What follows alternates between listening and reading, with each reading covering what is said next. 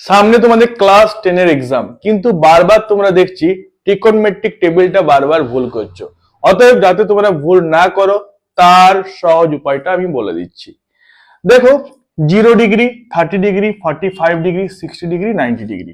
প্রথমে এক কাজ করবে, 0 থেকে 4 পর্যন্ত পরপর লিখে দাও। 0, 1, 2, 3, 4। লাস্টে কি লিখেছো? 4 লিখেছো, তাই তো? অতএব 4 দিয়ে ডিভাইড করো প্রত্যেকটা সংখ্যাকে।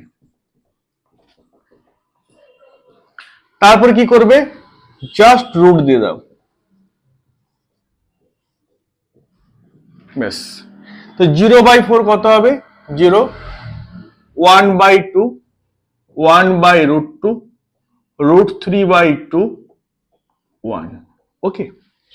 cos θ কি হবে? জাস্ট রিভার্সে লেখো, 1, √3/2, 1/√2, হাফ আর 0। tan θ কি হয়? sin θ by cos θ। 0/1, 0, 1/√3, 1, √3 and 1/0 আর ডেফিনেট। cos θ কি লিখবে? জাস্ট রেসিপ্রোকাল, tan θ রেসিপ্রোকাল কি হবে? cos θ। তাহলে কি করবে? এটাকে উল্টিয়ে দাও, কত হবে? আনডেফিনাইট, বা উল্টো দিক থেকে লিখতে পারো আনডেফিনাইট, √3, 1, 1/√3 and 0। sec θ হচ্ছে cos θ হচ্ছে রেসিপ্রোকাল, কত হবে? 1, 2/√3,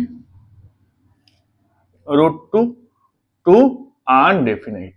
এটাকে উল্টো দিক থেকে লেখো, তাহলে কোসেক থিটা পেয়ে যাবো। বা সাইন থিটা হচ্ছে রেসিপ্রোকাল হচ্ছে কোসেক থিটা, তো কত হবে? আনডেফিনাইট, 2, √2, 2/√3 আর 1। বিশেষ করে তোমরা এটা মনে রাখবে, তাহলে কিন্তু তোমাদের কিন্তু টেবিল এগুলো তো তোমরা অনায়াসে কিন্তু পেয়ে যাবে। ওকে।